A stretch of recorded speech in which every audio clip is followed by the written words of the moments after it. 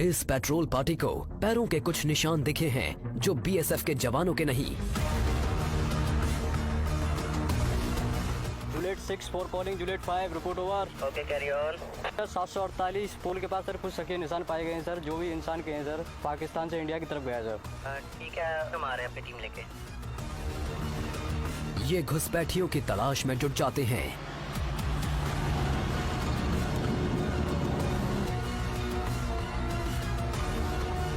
खास तौर पर ट्रेन्ड स्नीफर डॉग्स खोजबीन करते हैं। एक पेट्रोल टीम फेंस की दूसरी तरफ पैरों के निशान चेक करने के लिए भेजी जाती है। इंटरनेशनल बॉर्डर फेंसिंग से करीब 136-37 मीटर के आसपास होता है। फिलहाल हम लोग जा रहे हैं एक ऑपरेशन के लिए अक्रॉस द फेंस, जिसे हम कहते हैं ZLP, that is zero line patrolling. हम फेंस के आगे जाते हैं और बॉर्डर के आसपास के एरिया को स्कैन करते हैं। ZLP यानी जीरो लाइन पेट्रोलिंग वो पेट्रोलिंग है जो की जाती है उस इंटरनेशनल बॉर्डर यानी IB के पार, जो इंडिया और इसके पड़ोसियों के बीच इंटरनेशनली एक्सेप्टेड डिवाइडिंग लाइन है। इस इनविजिबल लाइन पर सफेद ट्रायंगुलर पिलर्स लगे होते हैं। इंडिया ने जहां अपने बॉर्डर्स पर फेंस लगाई हुई है, वहीं पाकिस्तान की तरफ ऐसी कोई फेंस नहीं है। 1.5 घंटे की छानबीन के बाद उसमें से एक टीम आखिरकार उस आदमी को ढूंढ निकालती है जिसकी उनको तलाश थी। सर, इधर एक आदमी दिखाई दे रहा है बेटा। ठीक है? हाँ, इधर है सामने। हाँ, दिखा।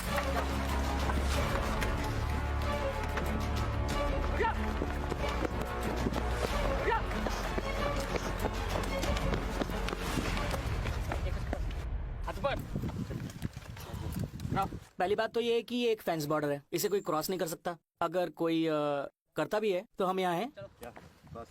बीएसएफ का सबसे बुनियादी काम है पीस टाइम में बॉर्डर्स को प्रोटेक्ट करना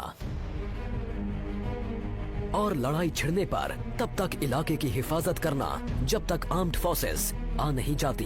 बॉर्डर पर जब भी आएगी आर्मी तो वार टाइम पर ही आएगी, बट बीएसएफ यहाँ परमानेंटली डिप्लॉयड है। हमारी ड्यूटी है 24/7, तो हर समय हम बॉर्डर पर छाए रहते हैं। थार की वीरानी और तन्हाई में बॉर्डरमैन के लिए ये एक आम दिन की तरह ही है कि कुछ हिस्सों में सीजनली पानी भर जाता है, जिससे सिंपल पेट्रोलिंग भी मुश्किल हो जाती है। जवान अपनी पेट्रोलिंग ड्यूटीज घुटने तक के रबर बूट्स पहनकर करते हैं। जब बरसात वगैरह ज़्यादा होती है या भागड़ा नांगल बांध का पानी छोड़ा जाता है, तो यहाँ पर इस एरिया में भी, हमारे बॉर्डर एरिया में भी 5-5 फीट तक पानी भर जाता है। कैसा भी सीजन हो, चाहे गर्मी हो, तूफान हो, पानी हो, कुछ भी हो, उसमें भी ये पेट्रोलिंग जारी रहती है। लेकिन इस बॉर्डर से साउथ में और आगे है एक ऐसा इलाका जो कहीं ज्यादा चैलेंजिंग है। यहाँ दूर दूर तक कुछ दिखाई नहीं देता, फिर भी साल के ज्यादातर समय खारे पानी से ढकी रहने वाली इस बंजर जमीन की बराबर चौकसी की जाती है। ये है ग्रेट रन ऑफ कच्छ, दुनिया के सबसे बड़े सॉल्ट डेजर्ट्स में से एक। ये है वेस्टर्न टर्मिनस पिलर 1175, इंडिया और पाकिस्तान के बीच आखिरी बाउंड्री पिलर। इससे आगे है क्रीक्स, स्ट्रीम्स और वाटरवेज का नेटवर्क जो अरेबियन सी में मिल जाता है। और ये है सर क्रीक, इंडिया और पाकिस्तान के बीच डिस्प्यूटेड खाड़ी। समंदर शांत दिखता है, लेकिन साइक्लोनिक विंड्स 1 मीटर ऊंची लहरें उठाकर ऑपरेशंस में रुकावट डाल सकती हैं। समंदर में मौजूद बॉर्डर्स की चौकसी के लिए बीएसएफ का अपना वाटर विंग है। नदियों और समंदर की पहरेदारी के लिए इन फास्ट अटैक क्राफ्ट्स में लगे अल्ट्रा मॉडर्न कम्युनिकेशन सिस्टम्स इस्तेमाल किए जाते हैं।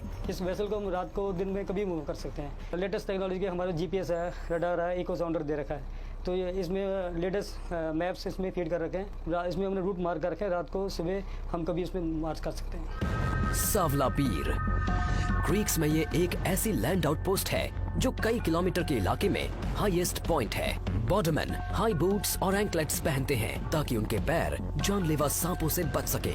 वो इस वीरान पोस्ट पर साल के 6 महीने निगरानी रखते हैं। इसकी स्ट्रेटेजिक इंपॉर्टेंस बहुत ज्यादा है और इसकी वजह है पाकिस्तानी एक्टिविटीज। क्रीक्स के आसपास कीचड़ और दलदली जमीन पर दिन में 2 बार आने वाले हाई टाइड्स की वजह से पानी भर जाता है। इस जियोग्राफिकल चैलेंज को कंट्रोल करने के लिए स्पेशल स्किल्स की जरूरत होती है और ये क्रीक क्रोकोडाइल कमांडोज पानी और दलदल दोनों में काम को बखूबी अंजाम देते हैं। क्रीक्स में आने के तमाम रास्तों से घुसपैठ का खतरा बना रहता है। पड़ोसी की पकड़ी गई ये बोट्स इलाके की स्ट्रेटेजिक इंपॉर्टेंस की तरफ इशारा करती हैं। ऐसा इलाका जहां बॉर्डरमैन का इम्तिहान उस पार बैठा दुश्मन ही नहीं, यहाँ की जमीन भी लेती है। हजारों किलोमीटर दूर इंडिया के ईस्टर्न फ्रंट पर पड़ोसी बांग्लादेश का रुख दोस्ताना है, लेकिन फ्रेंडली बॉर्डर की पहरेदारी में अलग तरह के चैलेंजेस होते हैं, जैसे कैटल स्मगलर्स।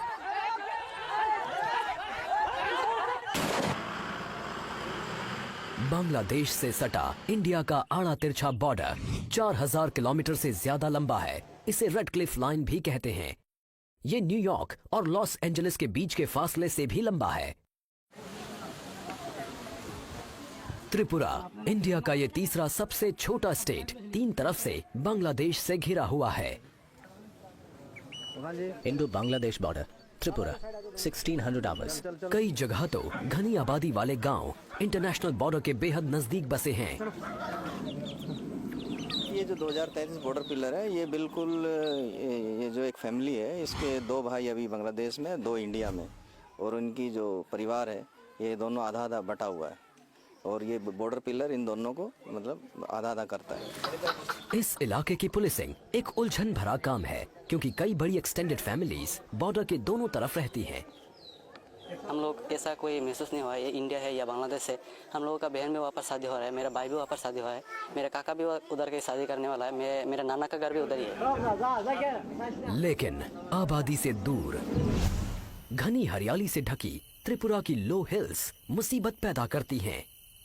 बॉर्डरमैन को यहाँ मस्कीटो नेट फेस मास्क पहनकर चौकसी करनी पड़ती है, क्योंकि इस इलाके में है दुनिया का deadliest malaria parasite plasmodium falciparum. Local इसकी ट्रीटमेंट का कोई यहाँ पर प्रावधान नहीं है, और हम लोगों को इन बंदों को जो है हेक्टर से इवैक्यूएट करना पड़ता है, और चूँकि यहाँ पर रोड कनेक्टिविटी नहीं है, और इस वजह से जो है इसमें कई बार ले जाने में काफ़ी दिक्कत होती है, और बंदा लेट होने से जो है उसकी जान भी जा सकती है। क्रू को भी ये नेट्स पहनाए गए हैं। ये यूनिफॉर्म्स लाइफ और डेथ के बीच बारीक शील्ड का काम करती हैं।